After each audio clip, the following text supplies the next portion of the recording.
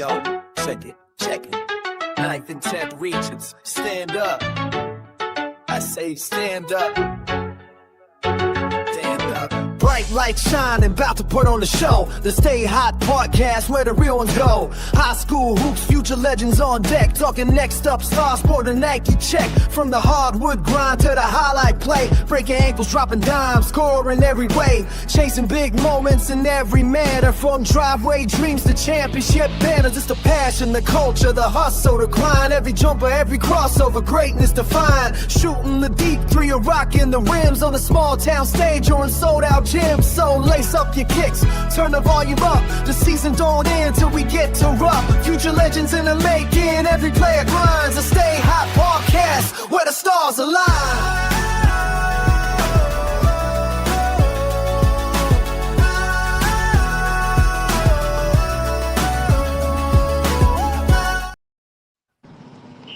Welcome to the Stay Hot podcast. I am your host, Patrick Kelsch, alongside me with Evan Dennison.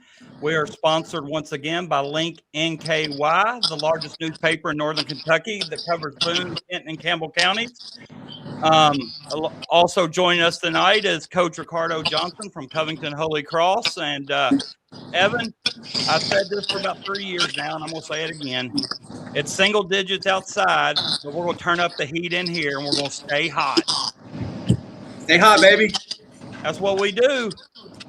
And before we let Coach Johnson take the stage here, I just want to let everybody know that at Notre Dame, they're allowed to opt out of the bowl. But here on the Stay Hot podcast, we don't opt out. You know, we here. We here. We're in the house. That's right. Ricardo, thanks for joining us, man. I know you got a busy life and being in season and, raising a boy and all that good stuff. So thanks for giving us some time here this evening. No problem, man. I appreciate you guys for having me, man. Let's get right into it. Let's do it. So, what we do is just kind of a Q&A. We'll talk about your team and then, talk about you and, the playing days and all that good stuff too. So Okay. Indians 4-0. Good start for you all. I know your last two got postponed due to the snow, but what's your early thoughts from this team 2 weeks into the season and, what trajectory you guys are headed toward? Man, I think I'm really, really excited about this team. These group of seniors is the same group of guys that I came in with a couple years ago when I had my first opportunity to be a varsity head coach. I'm really, really excited about this group. It just means a lot to me to be able to go out there and just stack some wins together. So, with the supporting cast that we got, the seniors and a good group of young guys as well, I'm really, really excited about the opportunity that's ahead of us. So, your first 3 games won pretty convincingly. What did you really learn about your team in that Ryle game? Because I was following Josh Cobb. He was there. He's one of our freelancers covering the game for us. It looked like it was a grinder all the way throughout. I don't think anyone led by more than like 5 or 6 points. I think you guys were going in the fourth quarter, and then Luke gets a big shot late. What did you really learn about those guys in a game like that went back and forth like that?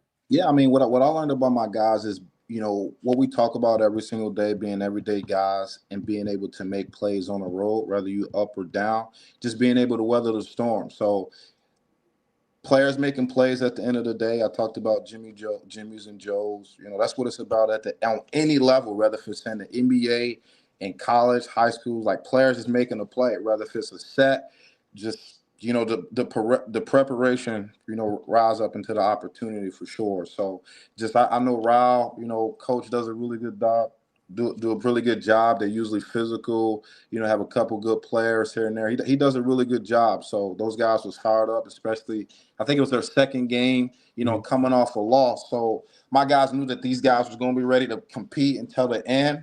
Again, we just made more plays at the end. Roadkill, man. Where'd that come from? Where'd you learn that? I learned it from when I was in college at Ohio University. Actually, Dante Jackson was on staff. He was a graduate assistant at the time, and so obviously explained a little bit. A roadkill is being able to get any type of win, whether +1, +20 on the road away from your home gym. Just it's a roadkill. You can look in the real life. You just go on the road. You see, obviously, an animal on the road, right? It's just a road kill, man. So that kind of hit home a little bit. You know, I've used it and been around it since I was a player, and since I've been in the Holy Cross program, it's what we value a lot, just being able to get wins on the road, which are really, really tough. You know, I thought we did a pretty good job at Rao, did a pretty good job at Cooper, and also another good job at Connor. So, again, guys making plays. We were able to get 3 road kills up until this point. And then we got 2 more opportunities this week, so we're going to take it one day at a time. I imagine life in the MAC, driving back to Athens, you probably saw all kind of stuff. Hey, man, it's a 2.5 hour, 3 hour boring drive. Just go straight out 275 East. Yeah. Right through Batavia will take you right there to Ohio University, man. Shout out to the Bobcats. Yeah, man. We'll get to them a little bit later, but you know, having Luke Arlinghouse, Brady Gabbard, Nate Rominger, those 3 on any given night can put up 20 plus and be your leading scorer. What's that luxury like, knowing that you got those 3 on any given night, and they seem like they're willing to pass the torch to each other regardless of who it is on any of those nights? Man, absolutely. I mean, yeah, those guys, they're gym rats. You know, we got pretty great, pretty good access, to a gym. You know, those guys are always in the gym, whether if it's early morning, right after practice, or late at night. Man, they just want to win. They've been playing together since they was in diapers to say. You know, so they don't care about their individual success. They just want to win at the end of the day. You know, we really got 3 all-conference guys on our team. You know, Luke Arlinghouse, he's just a proven guy. Just want to get done. He plays with a chip on his shoulder. Again, Nate Rominger want to continue to get better, and so is Brady. You know, those guys, seniors, they want to go out, on a positive note. So embracing the journey every single day, making plays. You know, Luke was our leading scorer. One night it can be Luke. One night it can be Brady. One night it can be Nate. At the end of the day, just care about if Holy Cross win or not. That's the only thing that matters. Absolutely. And then from there, who are you really looking at to grow this year to build on that depth? I mean, I know we got some names like Amir Henderson. We got Max Hunt. We got Ryan Bottom, Aiden Earledge.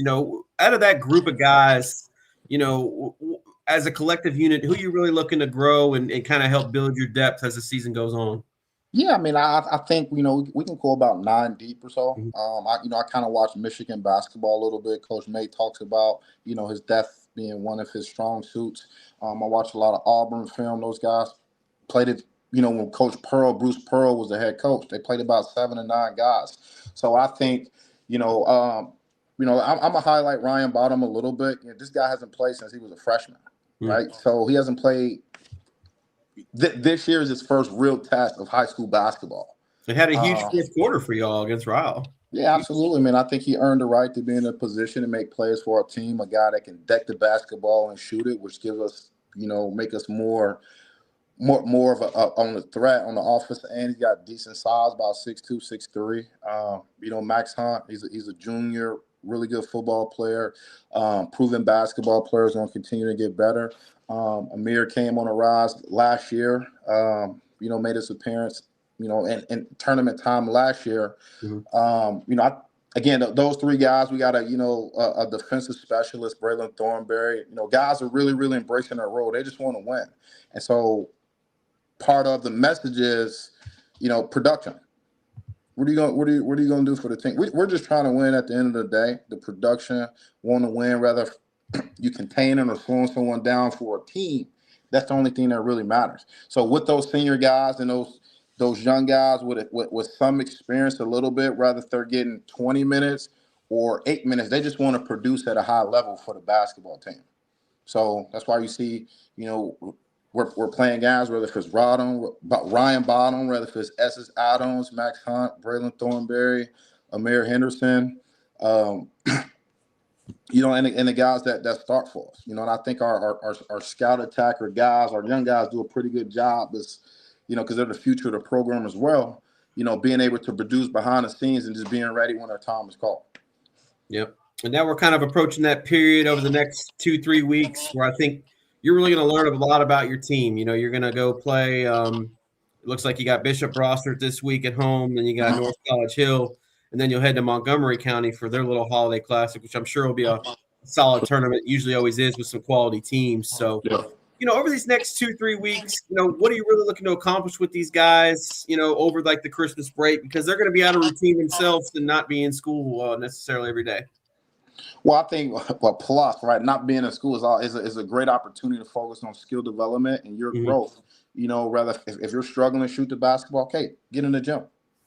There's no task. You don't work. Let's go get in the gym and just get better. So I think, putting a schedule together, playing games on the road, because we think of long term, it's going to help prepare us later on. We got Bishop Brosser, Coach Franzen does a pretty good job as well. We got a toy draft game. He got his whole program involved to give back and send toys to the Cincinnati kids who's sick. So we're looking forward to that.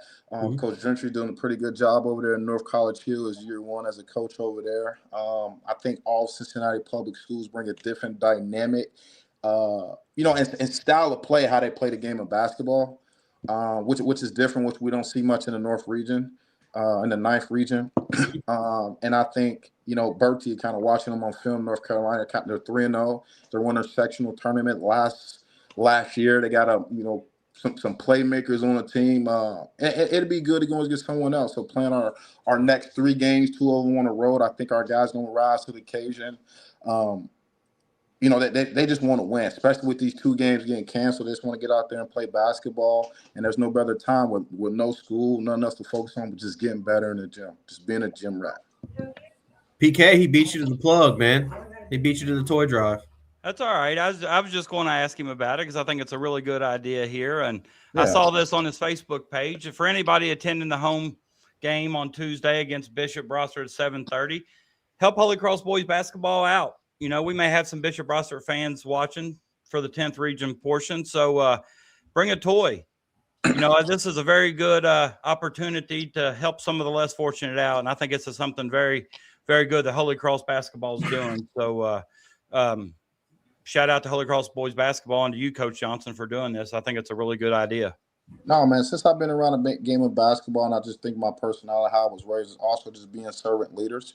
It's more so, it's bigger than us, and just being able to give back to the community in any aspect, whether if it's serving, doing Meals on Wheels, collecting items from the community to give out to sick children, who can't really go out and see Santa Claus. So just being able to make a difference, going to sleep at night, and man, like I really made a difference. Like I did something. I'm a servant leader. Like that's what it's about. So, again, I appreciate Coach Franzen and his program I think this might be year 3 that we've done it together. No, actually this will be our other 3. This is year 3. This is the second time he's done it. Just kind of partner with us, get those guys on deck. We're just giving back. That's the only thing that we're doing, just giving back to the community, especially in a time like this. Sometimes everybody needs a little blessing. So we want to step up and just, grab the bull by the horn to say, like, we're going to do it. It's a program wide. So I'm really, really, really excited. I think it also helps some of our kids keep in perspective that there's a lot of things out there that's bigger than basketball. And, being a servant leader is one of those things. And kudos to the coaches who understand that and do that. That's, I was really impressed when I saw this. So hats off to your program and hats off to Coach Franzen and his program. So appreciate it. Shout out Coach Franzen.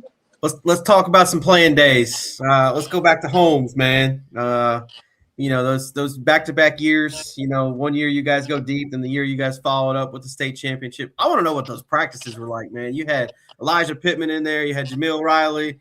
You had Coach Henley, obviously. Then you had Coach Sullivan, Coach Ellsberg probably yelling at you guys on the sidelines to sit down and guard. So what were those practices like with that group of guys? Man, they were brutal, man, because everyone was gym rats. Every time I look back and think about that team, like no one on the program played football. So even when I came in as a sophomore, like we had a Rez Henderson, Breon Avery, who's now an assistant coach at Boone County. Yeah. The Todd Humphrey was on the team as well. So me going against those guys every single day and just, again, I was always taught just being able to produce. My freshman year I was at Cincinnati Taft with Mark Mitchell, and his thing was, Big Mitch. He's about 6'3", almost 300, but he just wanted wins. He was a production guy. Letting the other team know you can't score, but also getting downhill, being aggressive on the offensive end till that buzzer sounds. So Being able to compete, of my 3 years at Holmes, we're going to 2 back-to-back state championships, won one, lost one to Darius Miller, who ended up going to Kentucky and Mr. Basketball, which isn't a bad loss, right? We really should have won. And then, unfortunately, on my senior year, we didn't get it done. But just the practices, guys competing at a high level. At one point in time, like Elijah Pittman led Marshall. Marshall was scoring at 30 points a game, ended up playing in the G League. Jamil Riley is an elite shooter. We also had Brandon Housley, who was the guy over at Newport. We had my brother who was a basketball, player just like me. We everyone lived in a gym, so that competitive nature. We all played AAU basketball together. Shout out my AAU coach Bruce and Bud. Just man, we just played basketball. So it was just nowadays you don't see too many guys going outside to play basketball. That's kind of what we did, like 5-on-5. It wasn't as much, cone work, in the gym, but like it's planned. So sitting down, getting the stops, guys fouling, cussing each other out, that creating that competitive edge, which kind of showed, when the lights were on, like probably in 3 years, I probably lost 6 games.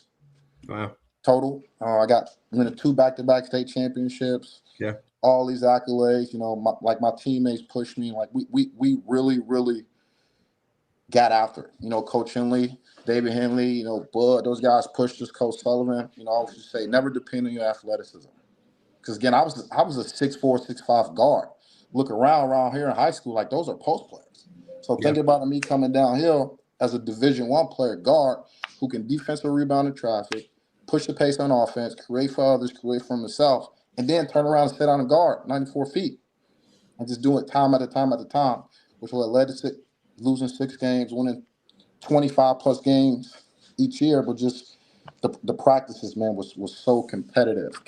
Guys wanted to win. Guys wanted to prove that they were the man, and just wanted to win at the end of the day when we was going against other teams. And then to win that state championship, what was that feeling like? Like you said, coming so close the year before, and then the year y'all won it. I mean, it looked like a gauntlet because you had to beat that Elliott County team, which I imagine probably 15,000 of those fans were Elliott County fans, and then beating Central in double overtime in the championship. Yeah, man, it was. I think like moments when people don't see like behind the scenes, like that stuff really, really matters. Being able to,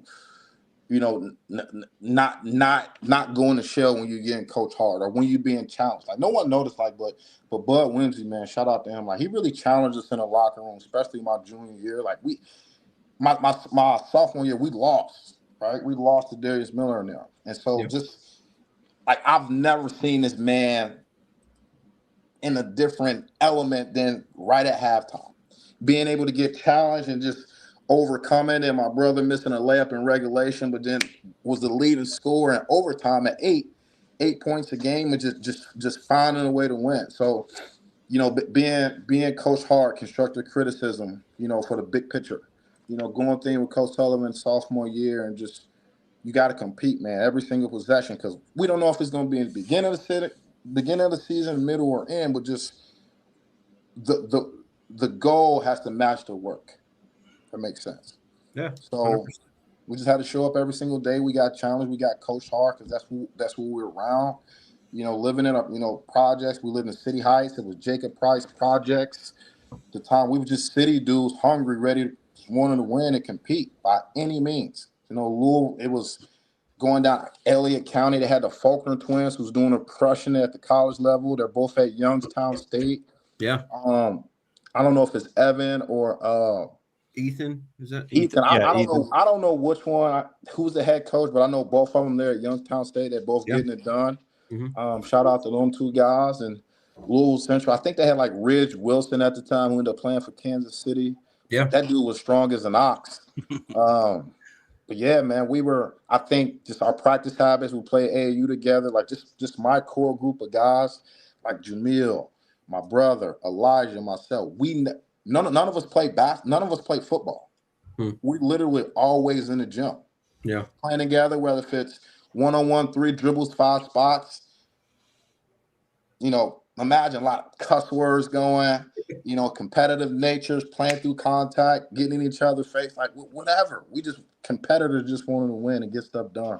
Y'all play 21 or 36 or whatever. Like we don't Say that one more time. 21, like the game of 21. No, like, yeah, but it was like, so you got 5 spots: corner, wing, top of the key. Okay. You get probably 1-on-1 3 dribbles, and all about one. You probably go to like 3 or 4 to win that spot. So you got 4 D1 dudes going at each other, rather two of the 4 D1 players going at each other. That's a hell of a drill too, because I mean, a lot of times you only got 3-4 dribbles to get where you need to be. Yeah, like we're not going through the cones 150 million times. It's catch, sweep, and attack. Yeah. One move, counter. Like it has to translate at some point, right, fellas? Yeah. Well, right. And I think a lot of the game nowadays is spent with too much dribbles. Yeah. Or too many dribbles, so that could be a good drill to show them that you only need 2 or 3 to get to the spots you need to get to and make it count from there. But I hate too many dribbles, man. I hate it. I hate it. So yeah, it's time to go, man. It's time to go. I'm good. I've seen enough. I got one more for you, unless PK's got a couple. But Ohio U. Now, tell me, I know you were part of a Sweet 16 there, right? Yeah. Mm-hmm. And then you made it to the tournament 2 of those 4 years, or how many years? So when I was at OU my freshman year, we ended up going to the sophomore year, we ended up going to the NCAA tournament. First round we beat South Florida. The second round we ended up beating Michigan. They had like Trey Burke. They had Tim Hardaway. We beat those guys, and ultimately we lost to Kansas. No, we lost to North Carolina. They had was that Tyler Zeller. Oh, okay. Kendall Marshall, who was hurt, who didn't play. They had Harrison Barnes, John Henson. They had another kid on. I forget it. It's not Theo Pinson, but it was another dude. Yeah. They had like six or 7 lottery picks on their team. We ended up losing by 7. They out rebounded us by. They had like 20 offensive rebounds. They had 20, right? So it was. And that experience in itself, we're playing in, I guess where the Rams play in a little dome. I forget the name, but we were in St. Louis. I think we had a chance to win a little bit. That was a great experience, man. Just being able to, and I was a role guy in college, right? I braced in then. I played and had a couple all conference guys. I just wanted to win, man. At the end of the day, I got 3 rings, went to MAC championship, went to the NCAA tournament. I had success when I went over to Xavier as well, going to the Elite 8, winning the Big East. Like there's rings for days. We just want to win. Yeah, really, nothing else matters. We just want to win. I just want to win. So just had a great experience. Came off the bench like my first 3 years. Senior year, ended up playing. I broke my leg the last non-conference game of the season, so I was ineligible for a red shirt. Got into coaching, volunteered a couple different places. Coach Matt gave me an opportunity to go to Xavier. Was in grad school, was a GA. Man, that's a basketball coach himself. And just win, man. Just win. So that's a solid resume right there, man. And you guys are off to a great start. You're in the talk as one of the top 3 teams in the region. Keep doing your thing, and then I know it's getting exciting here with the All-A coming up too. So good luck to you guys here the next few weeks. And PK, unless you got anything for him, we could probably let him get. No, I just want to express my appreciation for taking 20-30 minutes out of your time and coming on and talking to us. It's much appreciated. Yeah, absolutely, man. Yeah, when you guys are, guys got some free time, come on down on Tuesday. Help us give back. We'll be there. We're just gonna continue to put our head down and work.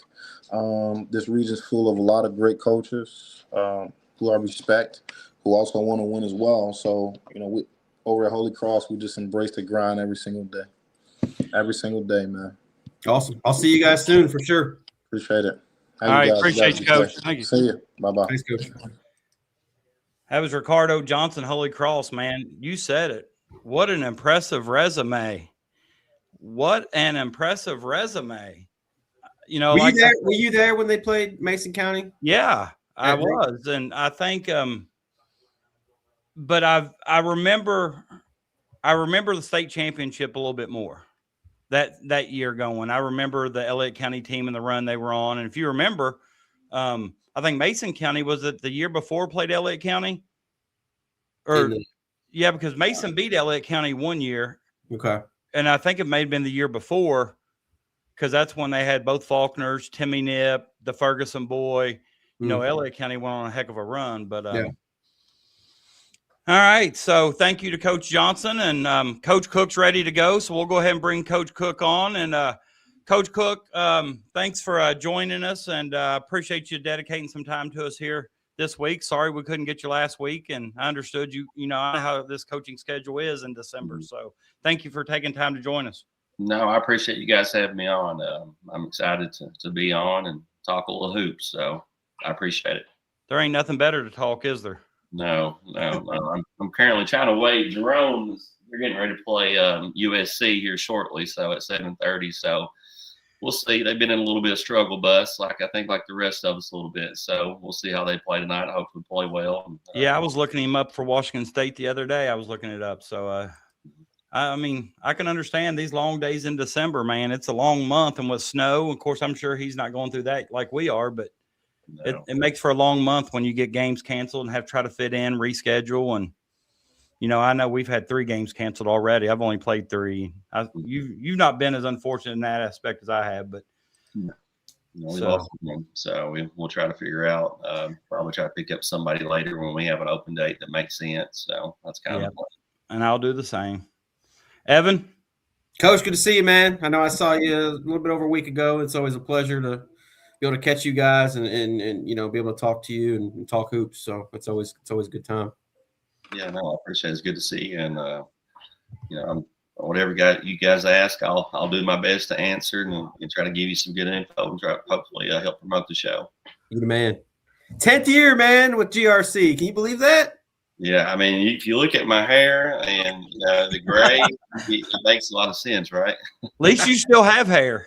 Yeah, well, it's we'll say I do. We'll go with that. So I appreciate that. So we'll go with that. So yeah, I mean, 10 years with the program. I mean, there was times. I mean, obviously we hear stuff and hear rumors, but there was talk of maybe a college opportunity. Just tell me. Did you ever have the itch, or how satisfied, you know, you are there, you know, being your 10th season? Obviously, you're enjoying what you're doing. Yeah, I mean, I think I'm a high school coach. I mean, I enjoy the kids. I enjoy this level of the game. You know, the relationships really matter as far as your guiding, and you know, there's still so much room for growth with high school kids. So that opportunity to inspire them and help them, you know, direct them to be the best they can be, and also, I've got a family too that I want to make sure they're happy with what I'm doing, and you know, in the locations and things where we are. But you know, GRC's been great. You know, I'm super blessed in my tenure here, but also blessed in all the spots I've been at.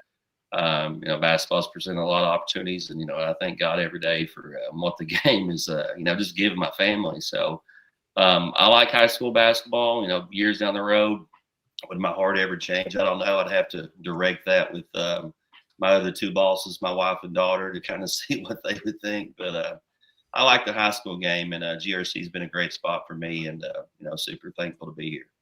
And you know, your model of consistency. You guys are in the hunt every year, not only for a region title, but you know, among the state title talks too. So, gotta commend you for that, and just the consistency you guys are able to roll out each year. But you know, this year's team, you know, obviously you took some lumps this past week. I followed a little bit of the Madison Central game. It looked like a rough start, and just, you know, a hole that was probably too tough to climb out of. But what'd you really learn from your team this week? And you know, how you guys can grow from these past couple games?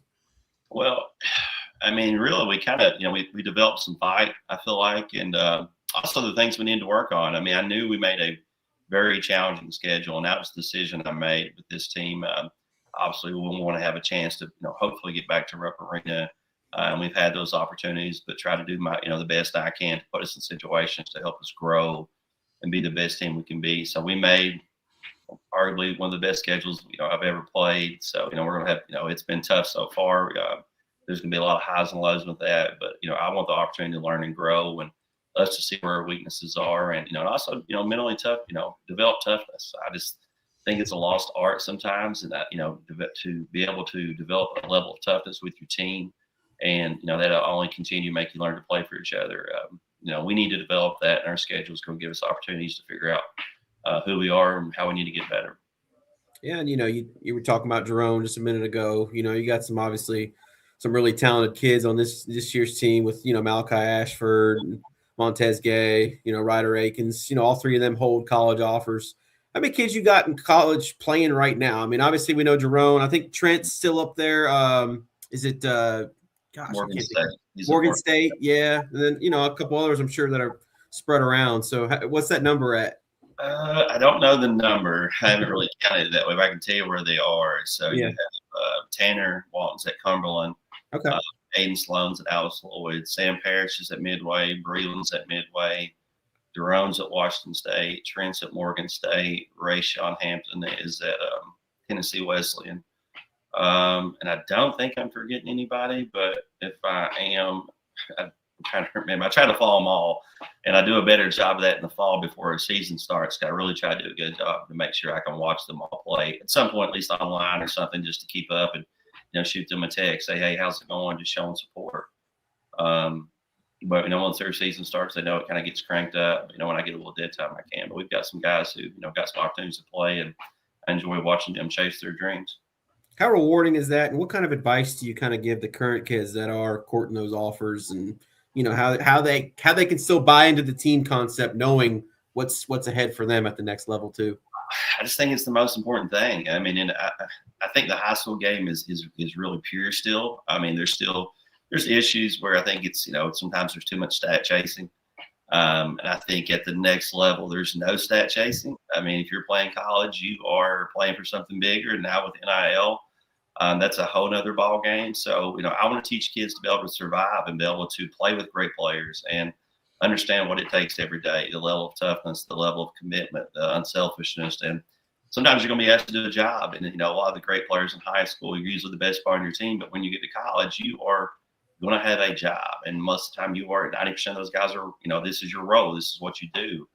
And you have to be able to be, committed to that. And that's something we try to, in my years of experience, we've tried to teach our guys that. And we're trying to explain, every year to guys like, hey, if you want to be able to play at the next level, understand how challenging it's going to be. But also the style of play. I mean, you're going to have to, sacrifice and commit to what that team needs you to do. Because at the college level, you're pretty quickly replaceable if you don't buy into what you're supposed to do and do your job to the best of your ability.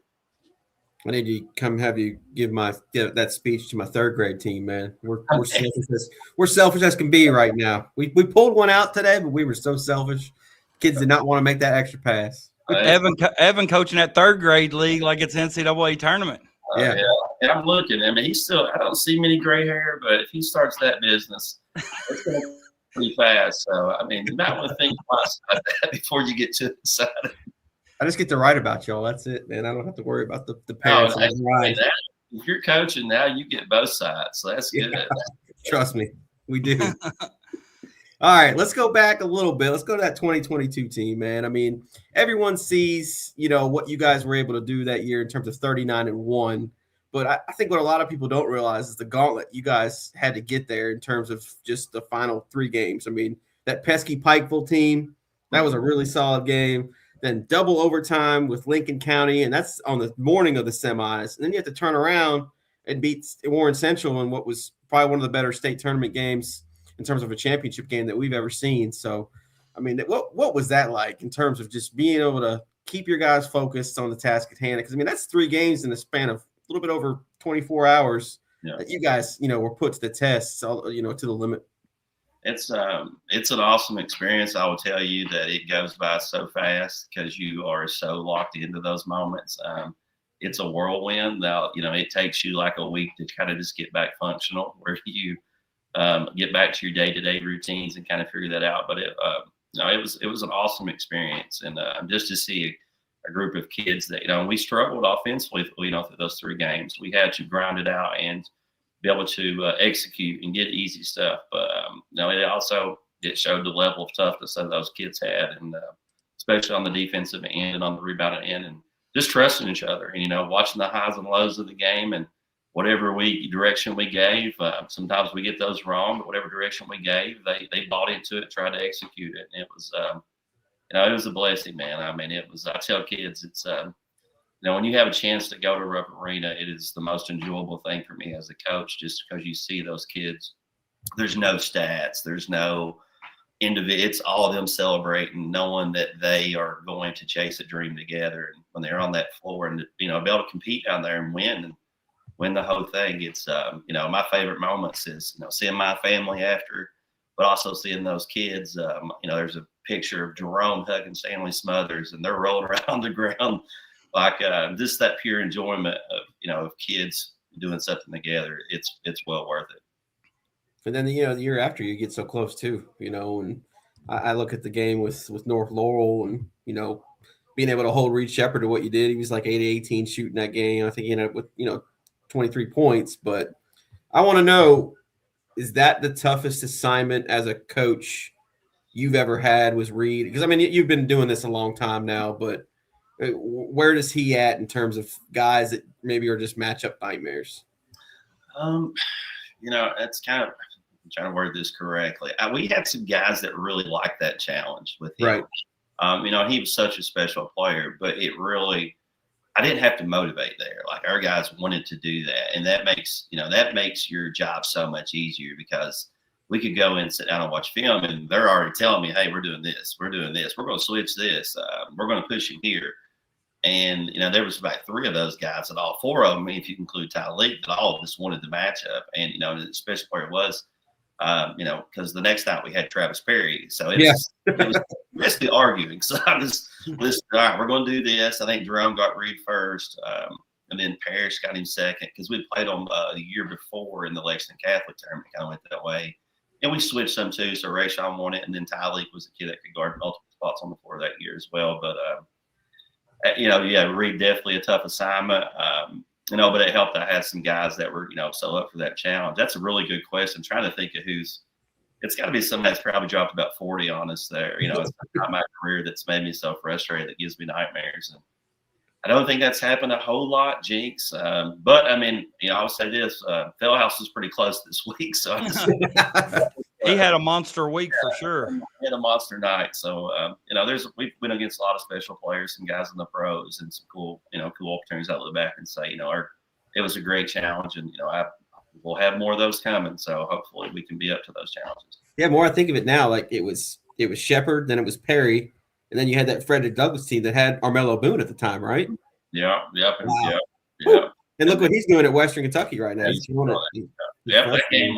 That tournament, we got probably it was 4 out of, we played 4 games in 48 hours. Yeah. And it was a grind. That was the most hard I've ever been, the state runner-up here. That's a good topic. Like, I wonder, having to play Wednesday compared to Thursday.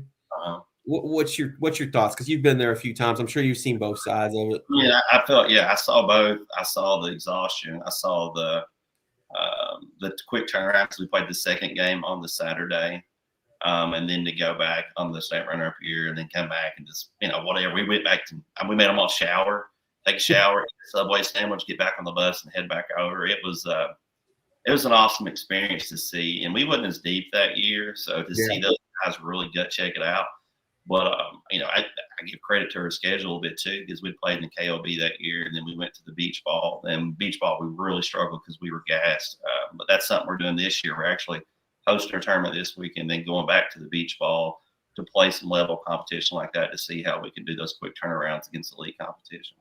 Yeah, because that's a tournament like you're facing like some right there nationally ranked teams from different states, right? Yeah, we played Father Judge, and I think they were number 31, I think, to start the season in the nation preps. And their one loss was against St. Paul, and St. Paul's number 4. So, so I'm excited. Out of what, Philly? Is that they're at Philadelphia? Yeah. Father Judge is, yeah. So I think that's who we play. And then the other side of our bracket is, I hope I pronounce his name right, is the team. It's from Wisconsin. It's Knipples with a brothers team. Oh, okay. On our other side, so if we can play well, maybe have a matchup there. We'll see. We got to focus on this week first, and then we'll get to the beach ball next week. Yeah, hopefully you get some decent weather. Yeah. Get some warmth a little bit compared to what we're seeing. Yeah, it's pretty cold. I'll give it that. So How do you adjust to that?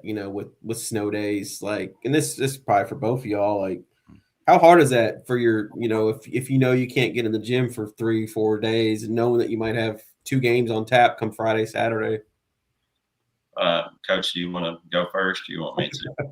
Well, Pendleton County is a little bit different. A lot of times if we're out of school, we're not allowed to play that night games, and if we're out of school, we're not allowed to practice. So, you just got to do the best you can. We have been a little bit, it has been a little bit different this year. We did play Friday being out of school, but sometimes you got to use those games coming up as, practices and stuff, and keep the big picture in mind that, not a district opponent, all these games you're playing in December, January are to prepare you for the postseason come, late February, early March. And, but it's tough. It's tough because you got a group of kids and who want to play. And, I've got a group of seniors who have lived for their senior year. And now we've already been snowed out 3 times, and we're already running out of makeup days and, find time to fit teams in. And, they're asking questions about, are we going to get all of our games in our senior year? This is our senior year. And it's tough. It's just a tough thing to navigate. And,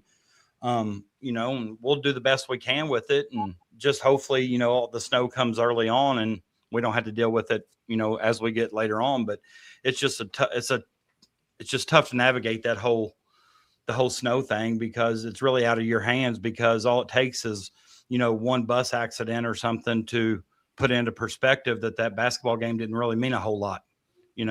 So, but it's a tough call for anybody to have to make, whether or not you play or not. It's just, I wouldn't want to be in their shoes to be the one to make that call, but it's just so tough mentally on your kids to, know their game's canceled, and then, not be able to practice. And then the next time you're in the gym, you're playing against a worthy opponent that you didn't have time to prepare for. And it's, definitely creates more highs and lows. And we had, I think we missed our game Thursday. We were going to play Pendleton, and obviously the weather canceled that.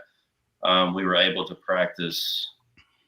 We practiced Thursday because that was before the weather got there, and then we took off Friday, and then we were able to practice Saturday, and then today we didn't even touch it because of the snow and the cold. So, what we were able to do probably this week a little bit is refresh, refocus. We had been in a grind, and I think that was catching up with us a little bit.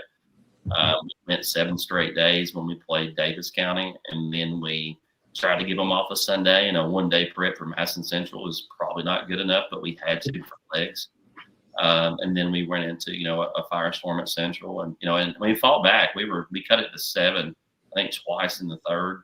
You could just see, it's hard to get back and one play not go your way. And, I'm able to find ways to help them get back. All it takes is one play not to go your way, and you get yourself right back in the hole. And then, they're 90% of the time that's going to go south. And so we were able to use some time to practice and really work on us when the days we got in. And hopefully get ready for this week, because, this is an exciting week for us with Woodford on Tuesday, and we have our tournament this weekend. So hopefully we can get back in the gym and practice tomorrow. I think we have it set for 2, and then get in to get ready for this week. So who do you have in your tournament this weekend? We play Collins first round. The other side is Lincoln and Boyd, and so it's a pretty good tournament. Obviously, it's 2 games, not 3, and that's kind of a decision I made to be proactive for the beach ball. Just saying, last time we were just so gassed, and so I made a choice I wanted to make sure we had, we're keeping our tournament again this year.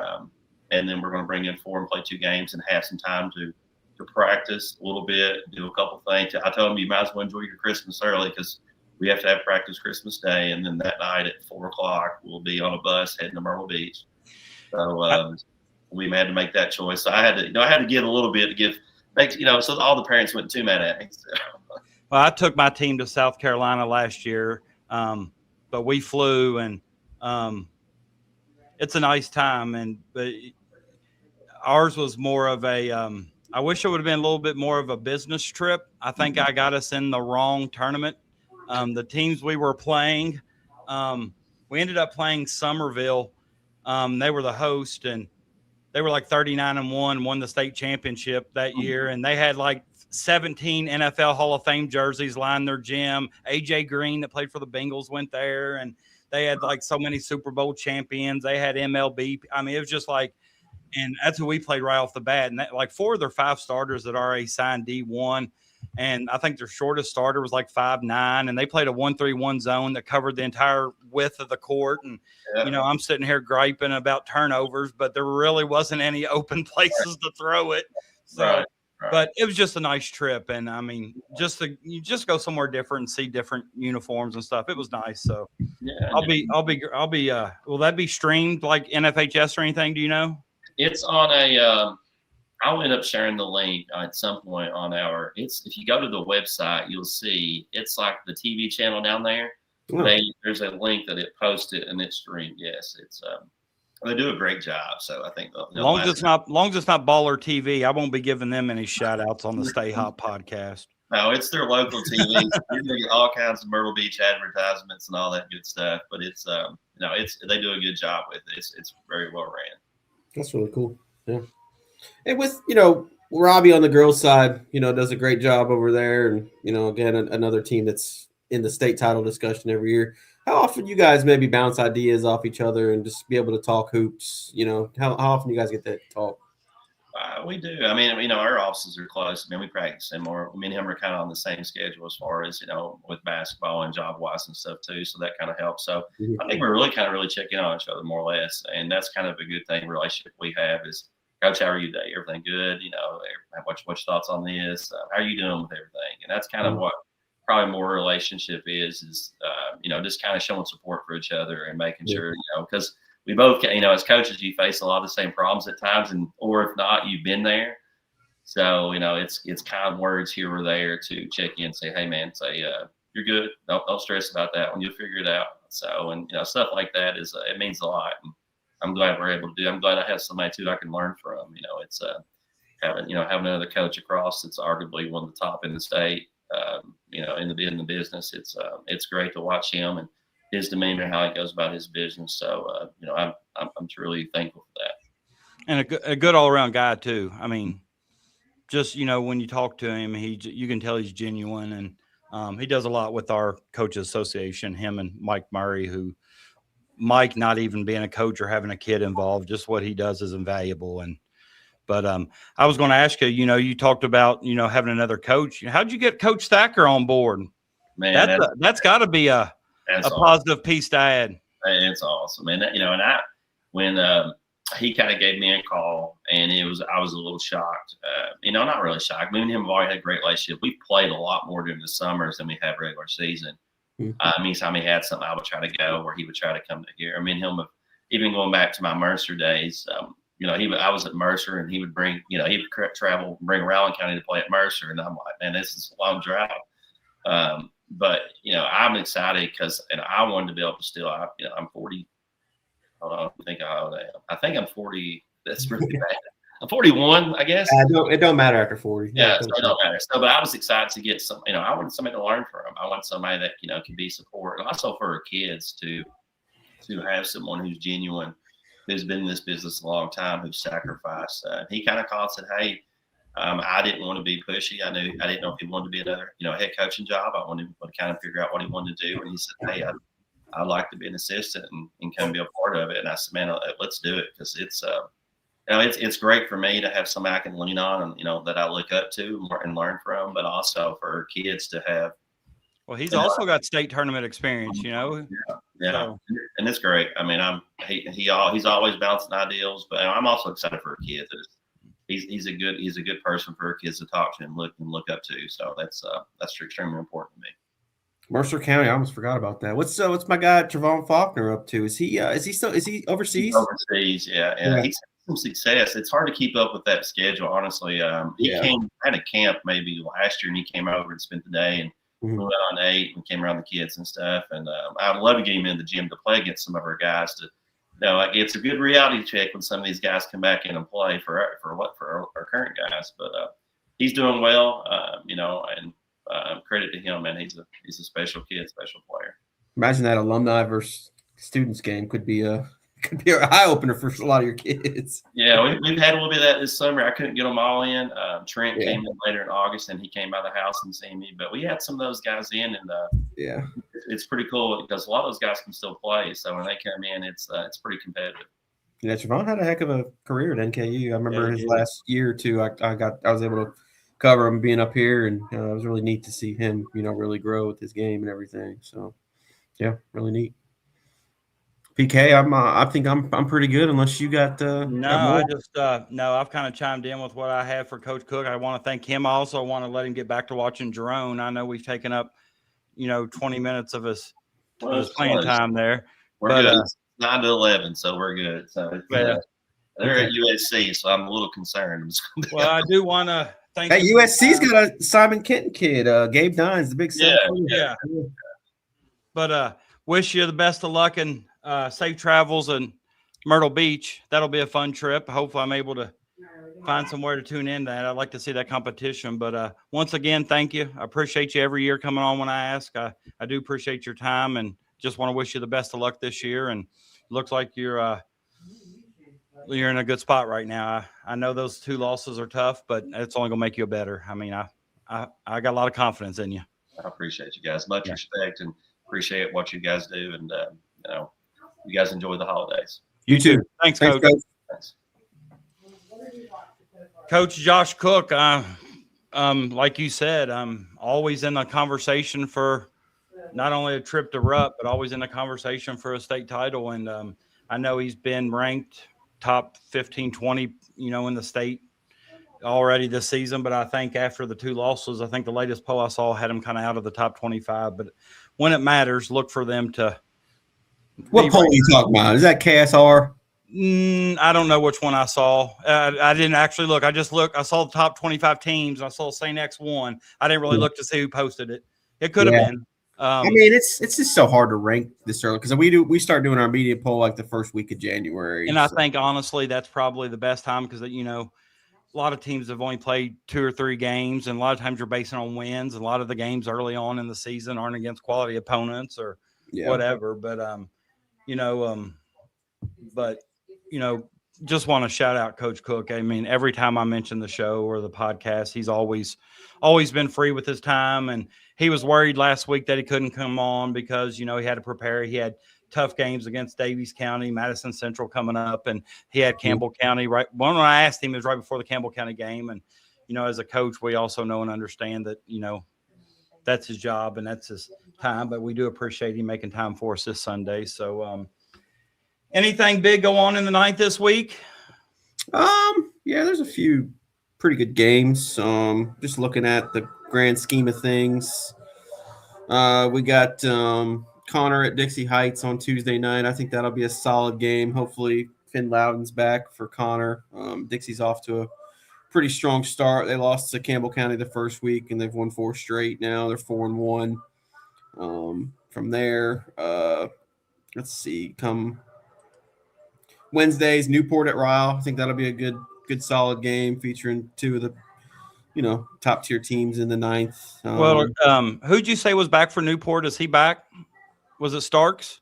No, he didn't come back. I mean, Amonte Lowe's there. He's a very solid guard. So he'll be there. Then on Thursday, Connor at Beechwood. Beechwood's off to a solid start. They're 3-0 on the season. Beat Scott by 44 earlier this week, and then beat Brossart. So they kind of did a little bit of a 37th district tour and went 2-0 in those games. And they're supposed to play Pendleton tomorrow. I don't know if that game will get played or not, but I did get the call since we've been on air that Pendleton County is closed tomorrow, NTI Day. So, I imagine there won't be much action tomorrow night. Maybe come Tuesday, I think we'll be back to full go. It just feels like with the temperatures being so low that anything that melts is going to refreeze. It might make commute a little difficult, but I think towards the end of next week we should be good. The temperatures are getting back up in the 40s. Yeah. Then later on this week, Covens Catholic, they're going to the King of the Bluegrass in Louisville, which is a great tournament. We talked to Coach Thielen last week, and they'll open up with a team called Lee. They're out of Huntsville, Alabama, so I'm sure anybody that's going to be in that tournament is going to be a solid competitor. So curious to see what they do there, how deep they can go. in that tournament that starts, I believe, on Friday, and it'll run through Monday. So it's one of those where you play like 4 games in 4 days if you keep advancing. So that should be a solid test for them. Outside of that, Highlands, they're off to a 4-0 start. They put up 100-piece over the weekend against Oldham County. They won 100-75. And big news for them, it looks like Taden Lorenzen's back. He's playing basketball after a standout football season in which he scored a lot of touchdowns, at least I think it was 25 plus. So, a big boost for them down in the paint. And that Highlands team is one to really watch for this season as they're off to a 4-0 start. So hopefully we can get Coach Listerman on the show, one of these weeks as the season goes on. Outside of that, what else we got? Let's see here. It's been so tough with the snow. A lot of games were out of action. And we honestly don't know who's made up what games this coming week. So there may be games being played that we're not even aware of yet. Yeah. And then let's see here. Yeah, that pretty much, I think, sums up, Montgomery County, that start that tournament on Saturday. That's always a solid tournament. That's the Gateway Classic. Gateway Classic. It's I like it because it's like an 8-team tournament. So I like the tournaments more than the classics, because that's – I do too. The tournaments, it gives you kind of, an early season bracket style play compared to a classic where you're just going maybe somewhere and playing 3 games, where this kind of gives you something to shoot for. Hey, let's go here and win this thing. Let's win 3 games in 3 days and, really challenge ourselves, or win 4 games in 4 days, whatever it is. Those are the ones that I really look forward to. That gives us something to talk about next week as well. So yeah, 100%. So yeah, that's kind of what we've looked at here in the past few days in the 9th and looking forward into this week. Well, speaking of Montgomery County and the Gateway Classic, want to mention that they just hired Dustin High to, I'm not sure, I'm guessing it's an interim tag. I'm not sure. But for those of you familiar with that name, he coached the girls program, I think, for about 5 seasons. And on 3 of those 5 seasons, they were regional runner-up. So Dustin High does have experience in the big game. So best of luck to him with Montgomery County this season. I know he's got a pretty good roster. And I think they're hoping that the kid from North Oldham? Yeah. North Oldham? I think they're hoping he gets eligible quick. But Montgomery County in that 40th district there with GRC, that's tough. And Bourbon County, another team, that 40th district, who's been off to a pretty solid start. So one of those 2 teams probably more than likely not going to make the regional tournament. Just, I know I think Paris is down a little bit with their new coach, Eli Strait, but I think they got a lot of young talent, young people that they're probably going to be on the rise here in the next couple years. In the 10th region, I know Harrison County is supposed to go to Augusta tomorrow. I think both those schools are out tomorrow due to weather. It is a varsity-only game because my Pendleton County Lady Cats are supposed to play the Augusta Lady Cats at 7:30 tomorrow. I think that could be a really good game. I did hear that Augusta, maybe without the services of Maddox Hessler, I think he got hurt in the Bracken County game. I know Harrison County right now is looking for a win. They're 0-4. All 4 losses are all within 10, 11 points. They've lost by 4, they lost by 1, they lost by 4, and they lost by 12. So I know they're probably itching to play. Speaking of Augusta, they lost to Brighton County this past week in that big crosstown rivalry. But let's shout out Terry King. Terry King 5-0 with the Polar Bears. First 5-0 start in 20 years since Robert Hammonds was the head coach. Oh, wow. Remember Robert Hammonds? I think he's at GRC now, or was. I think he's an administrator with GRC. I don't know, or he was. I'm not for sure if he still is. If he may be retired by now. Yeah. But 5-0, yeah. It's solid for them. Yeah. And the district, they're 2-0 in the district. It looks like they beat St. Pat and Augusta. Yeah. They play Mason County on Tuesday. That'd be a good test. Well, that game right there may exert, the run, or I guess front runner for the number 1 seed. Yeah. So they play each other twice, right? In those district games. Yeah. Yeah. Yeah. Because you all in the 38 do you all play each other twice too? Mm-hmm. Because the 37th they only play each other once. I was curious. Yeah, we play each other twice. Yeah. And then on Tuesday, Brossart at Holy Cross, we talked about. That's the toy drive if you plan on going. It's so hard to look through here and pick games for this week just because I don't know who's picked up. I know Nicholas County goes to Paris. But it just, with all the snow and makeup, but I think the big one is Bracken at Mason. Just for them, don't want to act like it's the biggest game of the year, but it'll also kind of put one team ahead for the number one seed in that district. But also another big district matchup this week is Bourbon at Montgomery. Bourbon County's coming off big wins against Mason County and Western Hills. So they got Montgomery County. They're 4-2. Yeah. And then Montgomery County right now 1-3, and they've lost to Russell and Frederick Douglass, which, I mean, Frederick Douglass is probably, no slouch. But yeah, that Russell score kind of surprised me a little. It was an 18-point loss. I mean, I'm sure Russell's probably solid this year, but I didn't. And I'm not sure when Dustin High takes over. I'm not so sure if his first game is Tuesday or if it was this past week on maybe Saturday. But but just.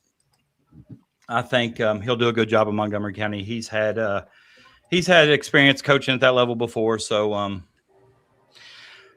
but before I got a couple video clips I want to show here to you here in a second here. But before, let me go ahead and read our KDA. KDA, Elevate Your Space, transforming educational, corporate, and healthcare spaces for more than 25 years. It's a leader in the K-12 furniture market from the 1st to the 16th region.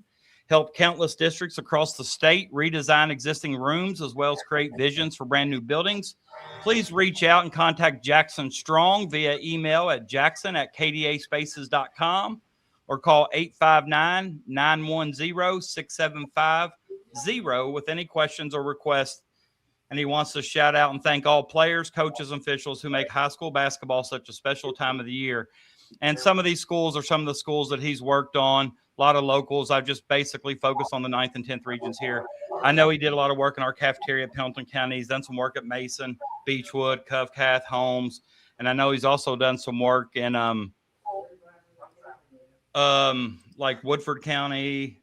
So it ain't really just 9th, 10th region. He does it from the 1st to the 16th, as it said. So thanks to Jackson for that. But I don't know if you had a chance to watch any of the Mason-Nicholas County game. But I want you I'm going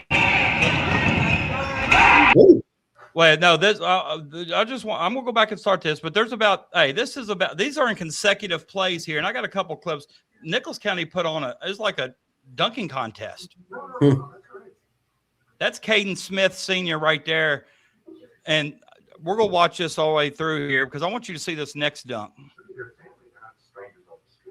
That's Mason County's Mers at the ball. I don't really, but this is the Braxton Martin with the block, and here's Peyton Hatton. But watch this. Watch this. Off the backboard. Have you seen that? That's nice. Wow. That's really nice. And this one here, look at this. This is Caden Smith too. I mean, off the miss here. It's like Nicholas County just, for a Class A school, it's like they're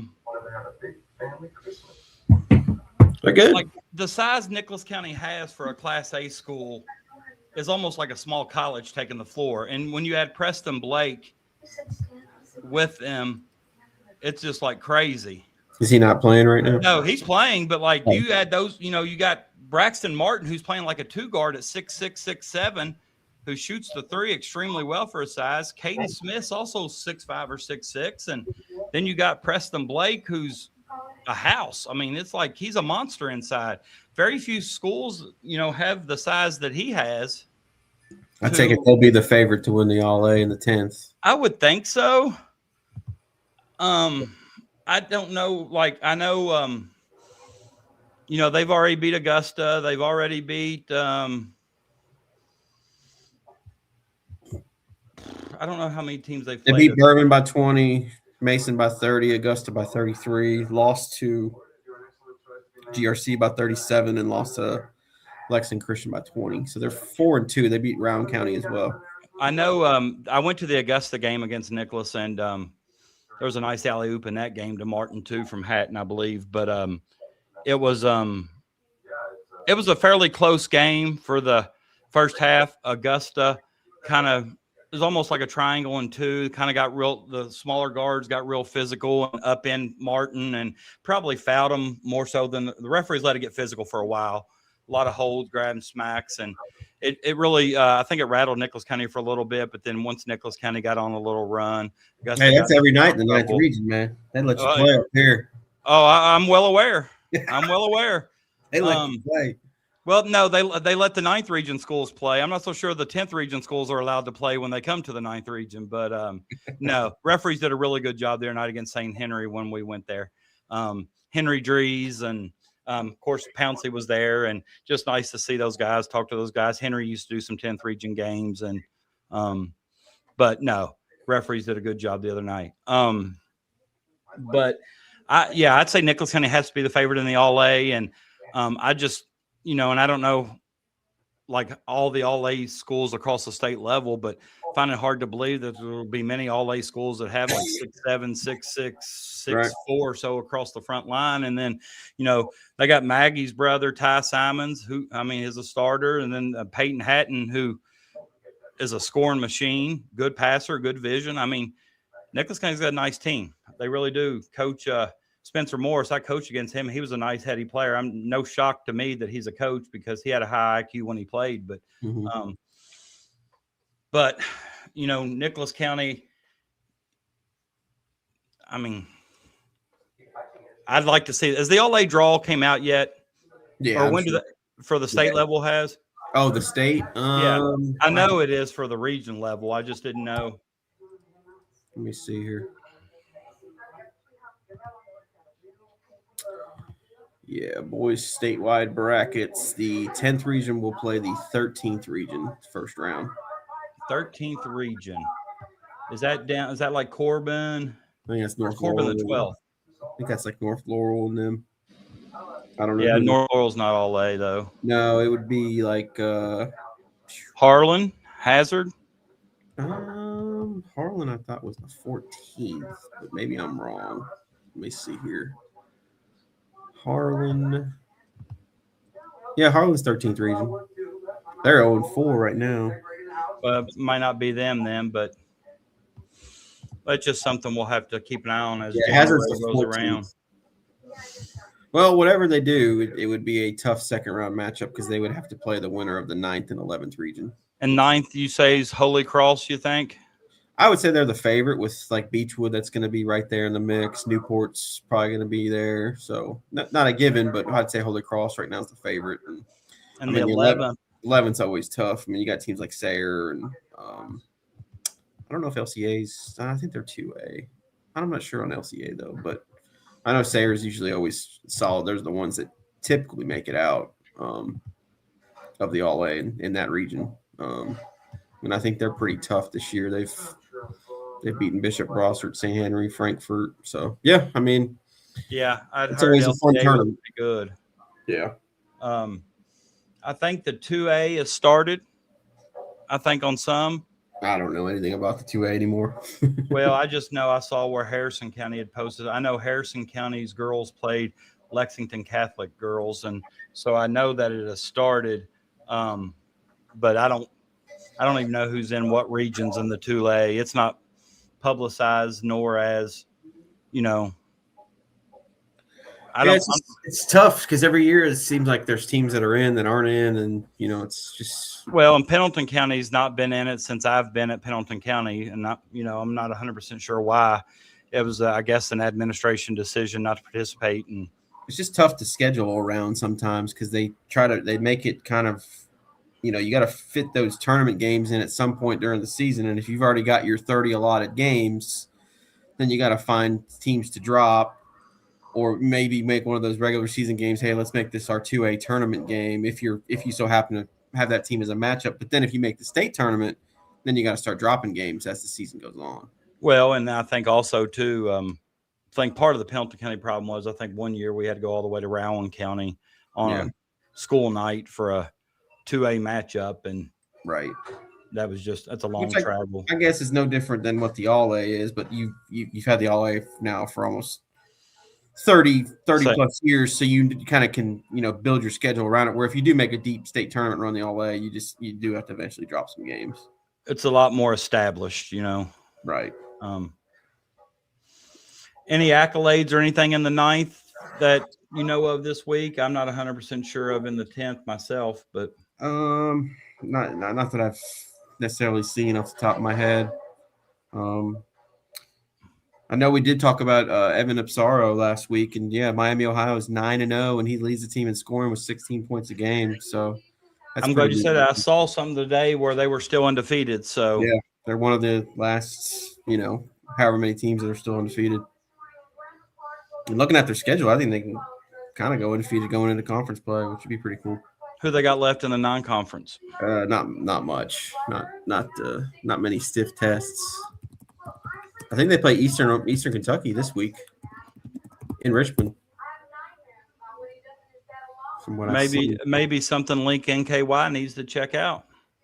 Yeah, we're working on a feature for Evan. I got Ray Schaefer doing it. Oh, they already beat Eastern. My bad. They beat them yesterday. Then they get into conference play. Looks like soon because they got Wright State this week, and then Ball State starts their conference play. Well, I think like I've talked to you about, I'd like to do, when, there's going to be some days we may not be able to get a coach on due to part of the season we're in or whatever, that I'd like to do like a where are they now? And I'd like to, I know I've talked to Chris Lofton a couple of times. He's willing to come on the show if we can get it on his schedule, but I'd like to get Evan on. We may have to wait till after the NCAA tournament for him. I know how busy current players are and what their schedule's like. So it gets a little tough come in season. Oh, I know what I was going to tell you. I saw. We were talking about Cash Harney. He committed to play football.